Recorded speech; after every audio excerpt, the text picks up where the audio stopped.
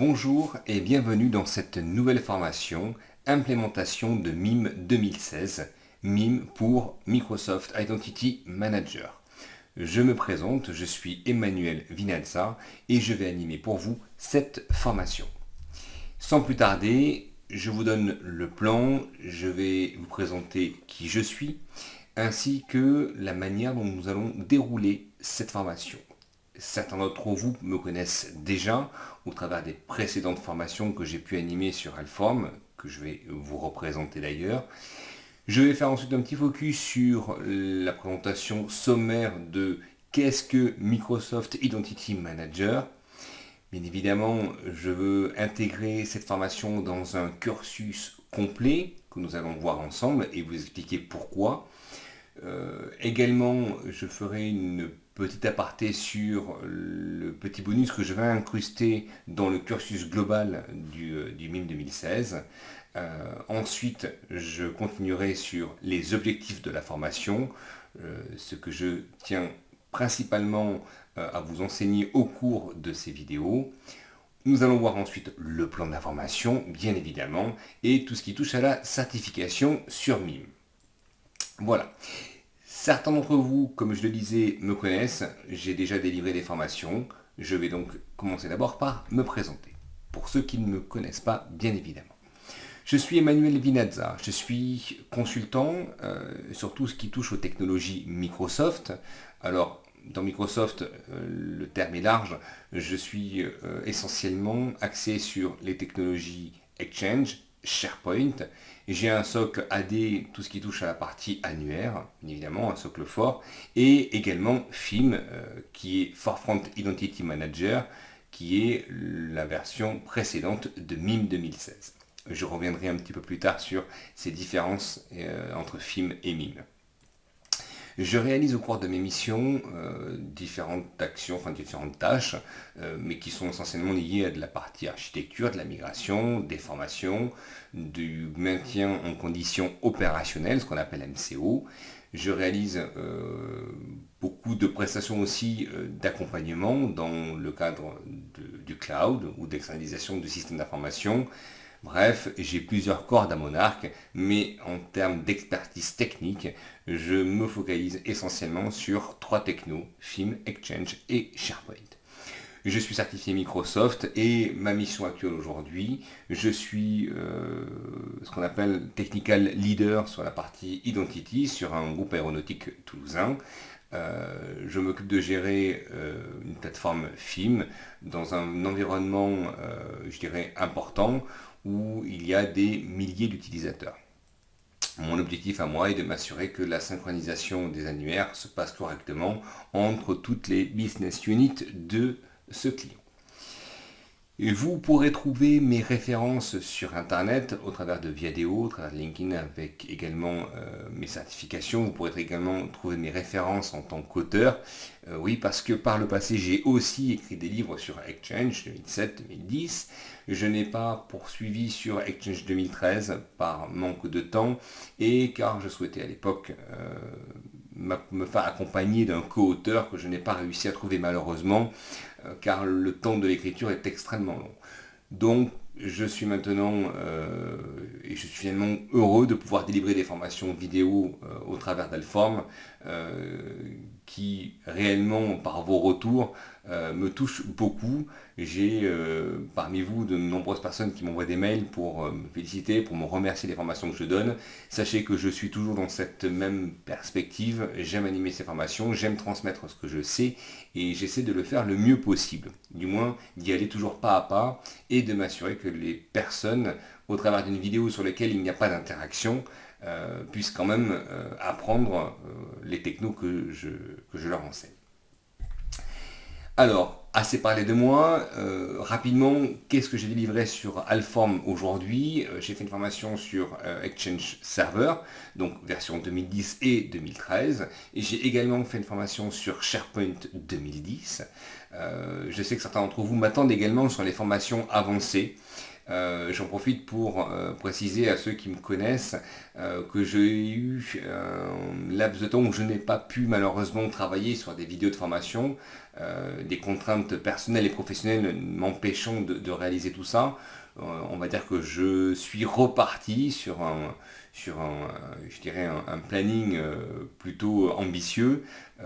Vous allez le voir tout à l'heure, je démarre par film. Il va y avoir de nombreuses formations que je vais continuer d'animer sur Alform et j'espère toujours vous satisfaire au travers de mes formations. Allez, on va rentrer dans le vif du sujet. Je vais démarrer d'abord par vous présenter Microsoft Identity Manager ou MIM. Il y aura dans cette formation, je préfère le préciser, beaucoup d'acronymes. Je vais au long de la formation à chaque fois donner le nom complet et mettre entre parenthèses souvent l'acronyme, et au fur et à mesure vous verrez que l'acronyme prendra le pas sur le nom complet. Donc à un certain moment, vous verrez que je n'utilise plus Microsoft Identity Manager qui est extrêmement long, je dirais MIM. Pourquoi MIM et FIM? FIM et MIM c'est le même produit, il n'y a pas de différence. MIM étant l'évolution de FIM. Rassurez-vous, si aujourd'hui vous n'avez que peu d'informations sur MIM, c'est normal, le produit est encore un petit peu neuf. Mais retenez une chose très importante, c'est qu'il n'y a quasiment pas de différence entre FIM et MIM, entre FIM 2010 R2 et la partie MIM 2016. Seules quelques évolutions ont eu lieu au niveau du portail, j'en parlerai un petit peu plus tard, notamment liées à la gestion centralisée des utilisateurs et des policies, mais le moteur de synchronisation, le moteur lui-même central de MIM et donc de FIM n'a pas changé. C'est un produit qui est extrêmement complexe. Et pour ceux qui ont déjà abordé les formations sur la partie méta-annuaire, sachez qu'avant FIM il y avait également M2JS, ILM, pour ceux qui connaissent, des produits qui sont les ancêtres de la partie méta-annuaire, qui vous rappelleront des choses lorsque vous verrez certains exécutables qui s'appellent encore M2JS.exe, pour ne pas les citer. Donc ce qui est assez amusant, c'est que le moteur de synchronisation de film, dont on va parler régulièrement et tout au long de la formation d'ailleurs, n'a absolument pas changé. Je pense que c'est principalement dû au fait que cette partie moteur de synchronisation fonctionne bien et qu'il n'y a pas de raison aujourd'hui de rentrer dans le code de ce moteur-là. Alors, il est possible qu'un jour le produit soit complètement refondu et que le moteur soit complètement revu. Ce n'est pas le cas pour la partie MIM. Donc, rassurez-vous, si vous ne trouvez que des informations concernant FIM, ça suffira pour vous amplement. Et c'est d'ailleurs la raison pour laquelle souvent je peux faire des petits lapsus en employant FIM plutôt que MIM, car aujourd'hui on travaille principalement sur FIM. Peu de sociétés ont encore fait la bascule sur MIM, parce que ce n'est vraiment pas indispensable. On n'est pas sur des deltas de versions comme on pourrait trouver sur Exchange, SharePoint, même sur les versions d'Office par exemple. Non, là on est vraiment sur des choses très très très basiques. MIM, c'est un méta-annuaire. On reviendra plus tard dans la présentation de la formation et dans la formation elle-même dans le chapitre 1 sur la définition du méta-annuaire et de l'annuaire, mais retenez bien qu'aujourd'hui, MIM, c'est un méta-annuaire qui est basé sur un moteur qui va vous permettre de synchroniser un ensemble d'objets liés aux identités, bien évidemment, entre plusieurs environnements ou ce que je vais appeler plus souvent à plusieurs sources connectées. MIM apporte un ensemble de technologies permettant la mise en œuvre donc de synchronisation des annuaires LDAP, Active Directory même de base, de synchroniser également des mots de passe entre les annuaires, donc une synchronisation interannuaire, interforée par exemple, et vous offre toute une panoplie de gestion centralisée des utilisateurs avec la politique de droit et tout ce qui est lié à l'agrégation de contenu. On reverra ça dans le chapitre 1, où je vais vous présenter quelques schémas techniques de ce produit-là, ce qu'il fait exactement. Et retenez bien que dans le chapitre 1, il n'y aura aucune démonstration. Je ne commencerai mes démonstrations qu'à partir du chapitre 2. Donc je préfère vous prévenir, il y a une grosse partie théorique. Notamment sur la formation, vous le verrez quand je vais vous présenter le plan, il y a beaucoup de choses pour lesquelles je vais axer d'abord sur le théorique. Et pour une raison toute bête, c'est que vous ne pourrez pas aborder cette formation si vous n'avez pas avec vous un minimum de bagage technique concernant la partie identité. MIME va vous permettre donc d'optimiser la gestion de vos identités au sein d'un environnement hétérogène si vous avez l'objectif de rassembler plusieurs sociétés qui ont plusieurs annuaires ou si vous avez l'objectif de consolider finalement plusieurs applicatifs basés sur des socles d'annuaires différents. Vous pourrez au travers de MIME, assurer une certaine homogénéité de la donnée utilisateur. Cette partie-là, elle est indispensable. Je vais vous donner un petit exemple très pratique, très concret. Imaginez que vous avez une application, par exemple, applicative telle que Lotus Notes pour de la messagerie. Imaginez que vous avez de l'autre côté un Active Directory. Imaginez que vous avez une forêt à part pour de l'Exchange. Et imaginez que vous avez encore une autre forêt ou un autre domaine à part avec un domaine applicatif, une application tierce, comptable, CRM et tout ce qui s'ensuit. Imaginez que chaque annuaire va gérer les mêmes personnes, mais qu'on aura finalement plusieurs logins, plusieurs mots de passe pour gérer plusieurs accès à plusieurs applications différentes. Ce que peut faire MIME, c'est justement cette souplesse qu'a MIME, c'est d'apporter une gestion centralisée qui permettrait pourquoi pas de dire, lorsque je change mon mot de passe à un endroit, je réplique finalement ce changement de mon mot de passe sur tous les endroits. Je peux donc, in fine, avoir une politique finalement centralisée de gestion d'utilisateurs qui n'auront pas à avoir 4, 5, 6 identifiants et 6 mots de passe. C'est un exemple très pratique, très concret. Je vous rassure, ce n'est pas le seul. C'était pour vous donner une illustration de ce qu'est un moteur de synchronisation interannuaire. Alors, dans ce cursus MIME 2016, j'ai prévu de faire 3 formations de 5 modules chacun, de 5 chapitres chacun. Pourquoi ce format de cours, de formation, par rapport aux précédentes, pour ceux qui me connaissent, car MIME est un produit extrêmement complexe. Pour ceux qui l'ont peut-être déjà manipulé, qui ont juste installé le produit ou le moteur de synchronisation, l'interface peut paraître simpliste, elle n'a d'ailleurs pas évolué depuis des années, peu importe, et elle n'a pas encore évolué sur la partie MIME, mais cette interface-là, je dirais, abrite finalement un moteur extrêmement complexe avec des paramètres et des fonctionnalités qui sont au départ difficiles d'accession. Il est difficile de s'approprier un petit peu le produit parce que on doit comprendre tout ce qui est lié finalement à l'identité, tout ce qui touche au schéma, aux classes, aux attributs et à tout ce qu'on manipule dans ces objets-là. Donc pourquoi j'ai découpé pour faire des formations un petit peu plus courtes, sur des durées d'une dizaine d'heures environ, où je veux aller pas à pas, vous permettant de commencer à aborder la partie Identity sans forcément, vous lasser ou deux, vous décourager par la partie technique, mais surtout pour que vous puissiez, au travers de formations un petit peu plus courtes, que des formations de 20 heures ou 30 heures, peu importe, vous donner la possibilité sur à peu près une trentaine d'heures de formation, réparties en 3 formations, vous donner la souplesse d'avancer pas à pas et de monter petit à petit pour évoluer sur une certaine expertise. Je ne ferai pas de vous, à la fin de cette formation d'une dizaine d'heures, des experts sur MIME. En revanche, je vais vous donner suffisamment de billes et d'éléments pour vous mettre sur les rails et pour vous donner une certaine cadence. Ça, c'est mon objectif. Et j'en parlerai tout à l'heure. Donc, je vais dérouler ce cursus MIME en 3 parties. Une partie implémentation, configuration et exploitation. Retenez bien que, dans la partie implémentation, on va voir plusieurs chapitres, on va traiter également de la configuration et de l'exploitation. Mais on va les voir de manière très sommaire. On va les voir de manière très sommaire pour différentes raisons. C'est qu'il y a beaucoup de choses à voir sur la partie configuration, énormément sur la partie exploitation, et qu'il était impossible pour moi de tout caler sur 10 heures de formation. Donc, je me suis dit, plutôt que de mettre tout dans une seule formation, je vais aborder de manière sommaire l'implémentation, je vais commencer à aborder les notions de configuration et d'exploitation. En revanche, toute la partie config et exploit, je vais les développer dans 2 modules différents, dans 2 formations différentes. Voilà pourquoi j'ai scindé en 3. Ce qui va se passer également, c'est que suite à ce cursus MIME, suite à cette première formation que je délivre et que je vais vous délivrer, je vais également greffer entre la partie implémentation et configuration une formation intermédiaire, qui va être une formation liée au PowerShell. PowerShell orienté, bien évidemment, annuaire, orienté LDAP, orienté objet identité. Pourquoi? Parce qu'il sera pour vous indispensable, vital, c'est même impensable de continuer sans, de ne pas avoir de notion et de ne pas avoir de capacité à scripter efficacement pour gérer de la partie identité.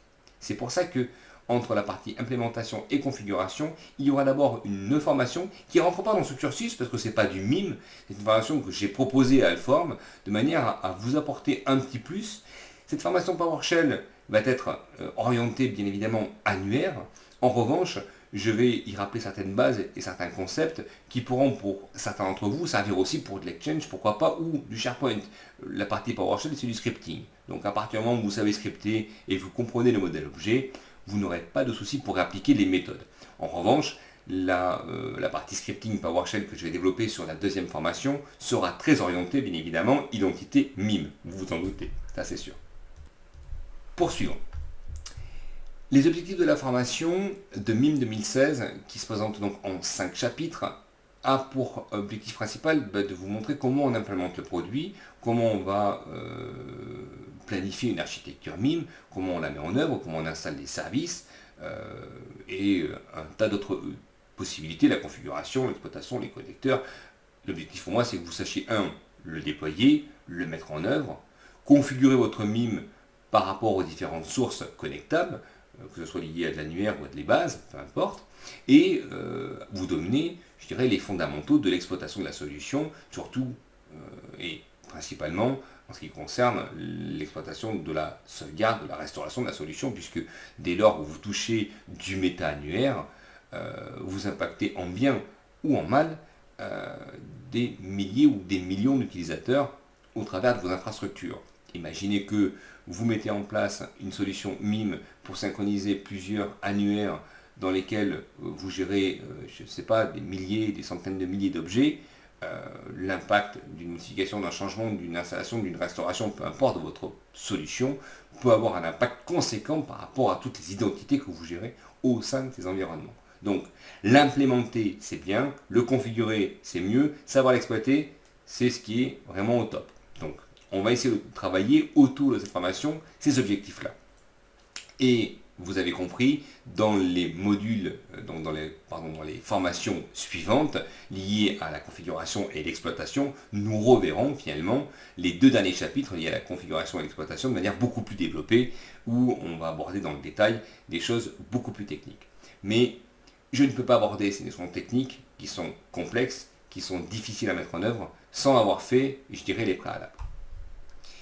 Cette formation s'adressant autant à des débutants sur la partie MIM et même des confirmés. Pour les confirmés, vous verrez que il y aura beaucoup de répétitions ou des choses que vous connaissez déjà, mais je suis obligé de passer par cette formation-là avant de passer sur un module complètement avancé, enfin intermédiaire et avancé. La formation se déroule donc en 5 modules. Le premier module, c'est une présentation de MIM dans lequel je fais une introduction au produit, dans lequel je présente les capacités du produit, et surtout, je vous aide à construire votre architecture technique, bien évidemment. C'est là l'objectif de ce premier module. Ensuite, je vais vous présenter les identités au sens large du terme. Pour une raison simple, c'est que je dois vous donner une approche MIM, vous aider à construire et à planifier votre solution MIM, mais je dois inéluctablement vous apprendre à penser synchronisation d'annuaire dans une autre approche que le produit MIM. C'est-à-dire qu'en gros, je veux vous montrer ce que c'est que de la manipulation d'objets dans un sens, je dirais, purement identité. On a MIM, c'est une solution technique implémentée par Microsoft. En revanche, en vous donnant une approche différente de la synchronisation d'annuaire au travers du scripting, c'est bien là l'enjeu, vous aurez une approche beaucoup plus, je dirais, désossée, ce qui vous permettra de mieux comprendre l'approche de MIM quand on commencera à aborder les notions de MIM et de connecteurs, de métaverse et tout ce qui va avec.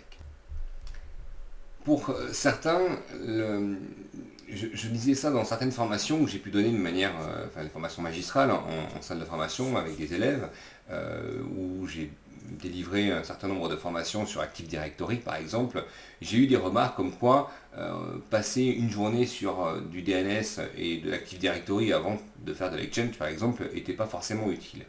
Il s'est avéré que la plupart des administrateurs Active Directory que j'ai rencontrés connaissent le produit Active Directory dans sa partie management, organisation, gestion. Pour certains, ils ont même fait des restaurations, des choses comme ça. Mais ils ne connaissaient pas l'envers du décor, c'est-à-dire comment est constitué finalement AD.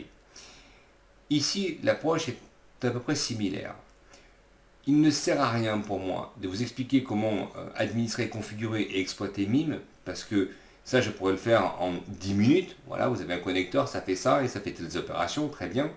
Mais si vous ne savez pas concrètement ce qui se passe en dessous, les impacts, finalement, ce qu'on appelle un user, utilisateurs finaux, ça n'a aucun sens.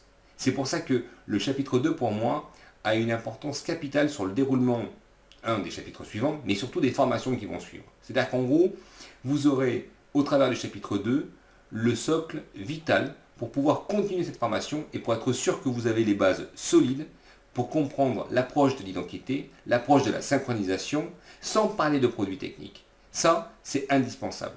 À partir de ce moment-là, lorsque vous aurez cette approche-là, que vous aurez l'approche d'attribut, que vous direz ah mais c'est telle valeur, mais ça je ne peux pas le convertir comme ça je ne peux pas le lire de telle manière, quand je recherche ça se fait de tel endroit, c'est cette approche-là. Parce que ça vous permettra ensuite, de construire des scripts si vous avez besoin, mais ça vous permettra surtout et principalement d'être beaucoup plus à l'aise sur la configuration de MIME. Viendra le chapitre 3 dans lequel nous allons voir l'installation, préparation des serveurs, du domaine, des composants, donc toute la partie installation où nous allons voir ensemble des démonstrations de ces installations. Là, il s'agit principalement de vous expliquer surtout la partie prérequis technique.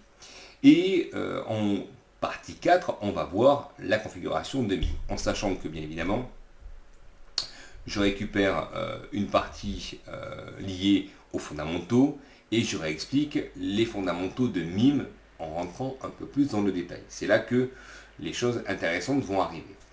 Pareil, il y aura 3 démonstrations dans ce chapitre 4 et viendra ensuite le chapitre 5 qui sera lié à l'exploitation, qui contiendra essentiellement que des démonstrations. Il y aura juste un chapitre théorique avec que de la démonstration. Vous allez le constater, hormis le chapitre 2 finalement, dans lequel il y a plus de 4 ou 5 démonstrations, je ne les ai plus en tête, je crois qu'il y en a, je crois qu'il y en a 4 ou 5 démonstrations. Les autres, chapitre 3 et chapitre 4, sont bien répartis, je dirais, entre de la partie théorique et de la partie démonstration. Parce que ce sont vraiment pour moi les éléments indispensables pour continuer. Le chapitre 5, c'est de l'exploitation, c'est essentiellement de l'exploitation liée à la console, à l'utilisation, à la sauvegarde, etc., etc. Donc là, clairement, on est sur une approche beaucoup plus technique. Et ce chapitre 5 servira de transition à la formation suivante.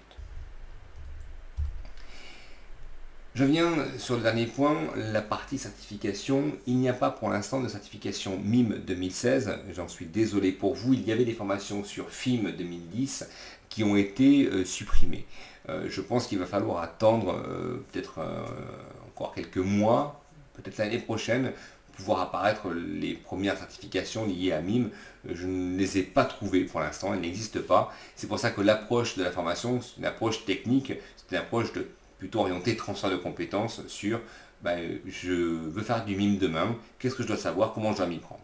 Donc cette formation n'a pas un but de certification, elle est orientée essentiellement sur de la connaissance et sur de la prise de compétences autour de la partie MIME, forcément. Vous voyez, je fais encore un lapsus. Je n'ai pas terminé mon introduction avant de démarrer le chapitre 1. Je vais poursuivre par une deuxième partie où je vais vous expliquer comment mettre en place le lab qui va vous servir pour la formation que nous allons dérouler ensemble. L'objectif pour moi, dans cette deuxième petite partie, c'est de vous expliquer ce que j'ai mis en place, comment je construis mon lab, comment je fonctionne et sur quoi je vais faire mes démonstrations. Voilà, je vous dis à tout de suite.